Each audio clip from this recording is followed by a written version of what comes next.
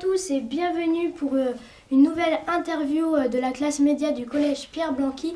Donc c'est une interview assez spéciale car nous sommes avec Madame Lajus d'Azen depuis pas très longtemps. Bonjour. Bonjour. Bonjour Madame Lajus. Merci d'avoir accepté cette interview.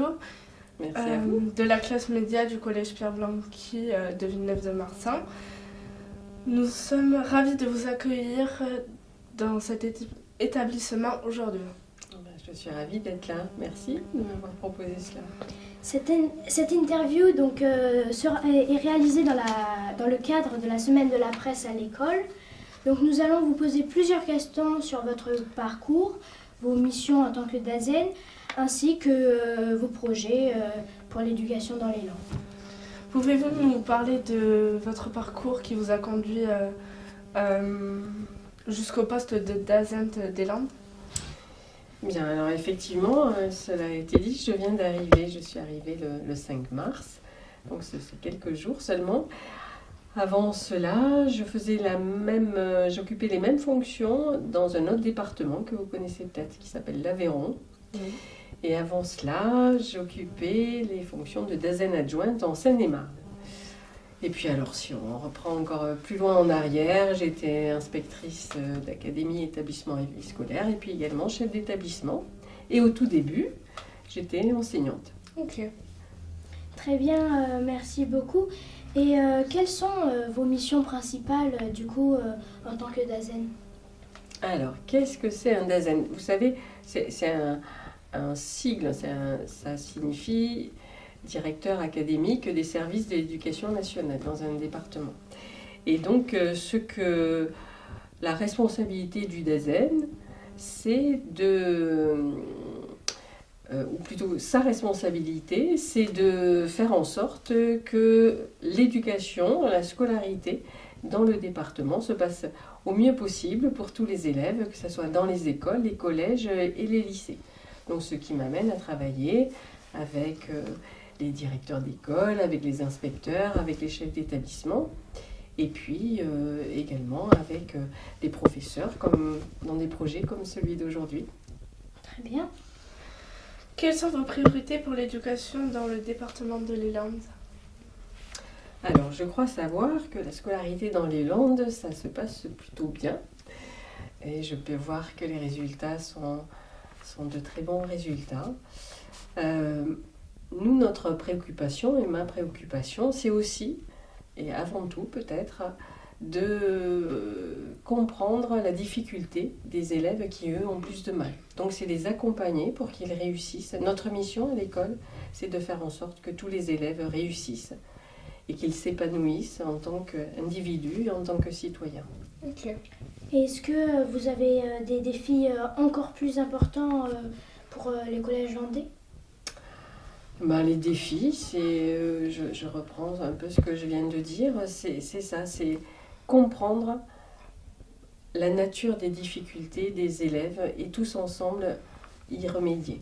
Et puis également, il y a quelque chose qui paraît important, et dans ce que j'ai pu voir, c'est que les écoliers, les collégiens et les lycéens landais réussissent bien, je viens de le dire, mais ce qui est constaté aussi, c'est que peut-être ils ne se projettent pas dans les études supérieures comme on peut le voir à d'autres endroits. Il y a un peu une volonté de rester dans les Landes et donc il faut avoir de l'ambition scolaire aussi, même si je peux comprendre que toutes les formations s'entendent bien sûr.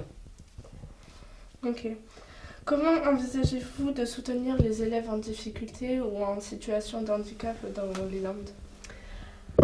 Alors, je vais distinguer les deux choses. Pour tout ce qui est difficulté, d'abord, il faut connaître la nature des difficultés.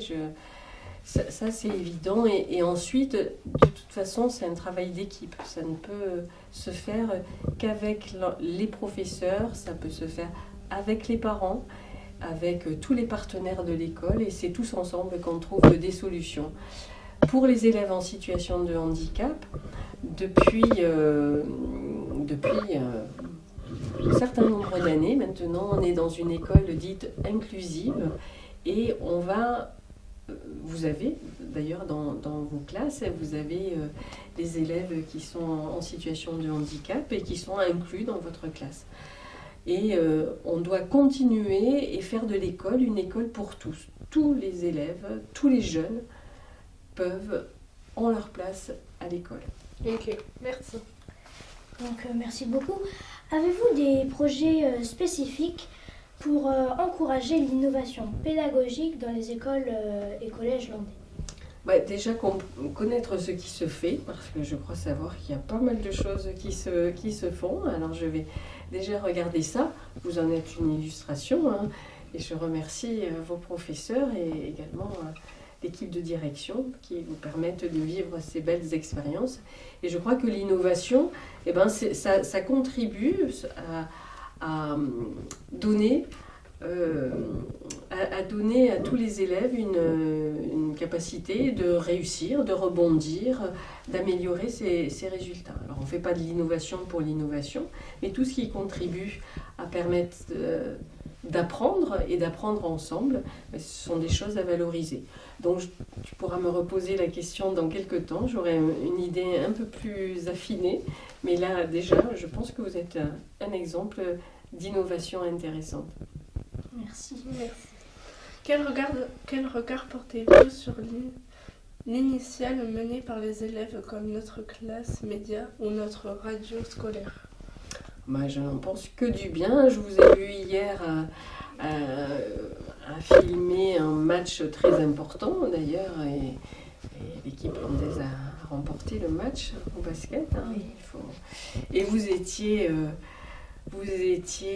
à la manœuvre, je vous ai vu comme des professionnels à couvrir l'événement.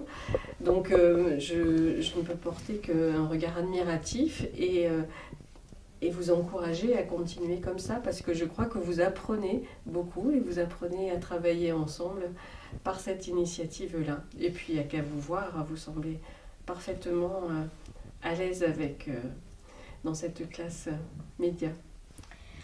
La question du harcèlement scolaire est au centre de l'école, surtout maintenant. Quelles actions sont prévues dans les Landes pour lutter contre ce problème? Alors vous avez raison de souligner que la question du harcèlement, c'est vraiment une préoccupation de tous les jours, de tous les instants qui concerne encore une fois l'ensemble des personnels d'un établissement, les parents, les élèves. Je crois que dans les Landes comme ailleurs, vous devez participer aux actions. Alors il y a des actions ponctuelles, la journée, l'affiche non harcèlement, la journée non harcèlement. Il y a également une action autour du cyberharcèlement. Il y a eu un film aussi. Il y a eu un film aussi. Et donc ça c'est au quotidien que ça se travaille, les équipes sont formées et ce qui est essentiel, c'est que tout le monde puisse se sentir à l'aise et ne pas se sentir jugé par des regards des autres. Ça, c'est le respect des uns, le respect de tous. Ça, c'est une des missions également que je souhaite travailler ici dans les Landes. Le respect. Ok, merci. J'avais juste une petite question en plus. Comment pouvez-vous aider à renforcer le lien entre les établissements scolaires et le monde extérieur, comme les associations, les entreprises et le monde de la culture? Alors, comment ça, on va le voir tous ensemble, mais c'est sûr que je vais attacher une importance particulière à faire travailler ensemble et coopérer ensemble tous les acteurs, ce qu'on appelle les acteurs de l'école, que ce soit les associations, le monde de l'entreprise, les professeurs, pour que tous ensemble, on puisse vous donner toutes les clés pour réussir dans votre vie personnelle et professionnelle. Merci. Les filières professionnelles souffrent parfois d'un manque de reconnaissance. Comme faire pour mieux les valoriser auprès des élèves et des familles? Oui, tu as raison. J'ai envie de dire, c'est de moins en moins vrai. Il me semble que ce qui est important dans la vie, c'est de faire ce qui nous convient. Ça, c'est fondamental. Que l'on soit boulanger, ingénieur, professeur, n'importe quoi, le tout, c'est d'être bien dans ce que l'on fait. Et il y a toutes les formations se valent. Et ça, c'est une politique qui se travaille depuis beaucoup d'années maintenant et qui commence à porter ses fruits. Donc on peut dire que les formations professionnelles ont autant de valeur que n'importe quelle formation actuellement. Ok. Et il faut porter ce message-là. Ok. L'orientation est une source de stress pour beaucoup d'élèves. Comptez-vous renforcer l'accompagnement des collégiens dans le choix d'orientation ? Alors, c'est sûr que l'orientation, alors je ne sais pas si c'est du stress, mais c'est une préoccupation. Et dès la classe de 5e, certainement, vous avez travaillé aussi à la découverte des métiers, parce que pour savoir vers quoi on veut aller, il faut avoir un petit peu une idée la plus large possible de tous les métiers qui existent.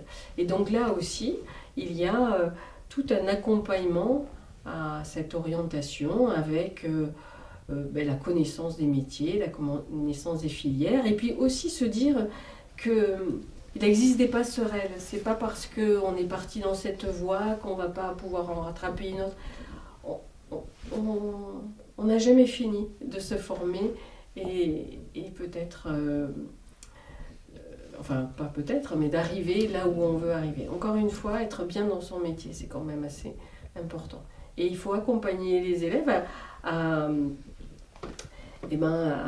développer leurs connaissances et se connaître pour savoir dans quel métier ou dans quelle orientation ils pourront exercer tout ou partie de leur vie. Parce que maintenant, on fait rarement un même métier tout au long de sa vie. Oui. Vous allez pouvoir en connaître plusieurs et c'est ça qui est intéressant aussi. Mais vous gardez un bon souvenir de votre scolarité Est-ce qu'il y a des éléments marquants, notamment que vous pourriez communiquer aux élèves qui vous ont marqué ? Alors ma scolarité, elle remonte à quelques années, les choses étaient différentes. Mais je garde beaucoup le souvenir des relations avec mes camarades. C'est ça qui est important à l'école, c'est être avec d'autres personnes, construire des projets ensemble. Je veux aussi dire que je trouve qu'on accompagne mieux les élèves maintenant qu'avant. Alors quand je parle d'avant, c'était avant, hein, mais sur la question de l'orientation dont tu viens de me parler, je dois dire que c'était pas vraiment un sujet. On devait, c'est mon souvenir, on devait surtout se débrouiller tout seul. Donc il faut souligner tous les efforts qui ont été faits ces dernières décennies, et puis également la participation de tous vos professeurs dans cet accompagnement-là, et il faut les remercier. Ok. Si vous devez nous donner un conseil pour un collège, que serait-il le conseil ? Vous, en tant que collégien, ouais. C'est de profiter à fond de vos années au collège et de voir la chance que vous avez. Alors, je ne connais pas encore bien votre collège, mais ça a l'air quand même bien sympathique. Et de profiter de toutes les relations que vous allez pouvoir construire. Et c'est ça la force de l'école aussi, c'est qu'à l'école, on découvre des personnes qu'on n'aurait pas rencontrées dans sa famille, chez ses voisins, etc. Ça élargit aussi et c'est ça qui est intéressant. On apprend beaucoup les uns des autres. Ok. Eh bien, merci beaucoup, Madame la Juste, d'avoir répondu à nos questions. Donc, nous avons appris beaucoup de choses sur votre rôle et vos projets. Donc, c'est un grand merci. Et je laisse le petit mot de la fin à Léa. Merci aussi pour votre disponibilité à nos côtés ce matin. Nous espérions que cette interview permettra à tous à tous de mieux comprendre les enjeux éducatifs dans notre département. Très bien, merci Léa, merci Nathan, ça a été un vrai plaisir pour moi. Merci. Et j'espère qu'on se Merci. retrouvera à d'autres occasions, je n'en doute pas. Oui. Très bien, merci beaucoup. Merci. Merci.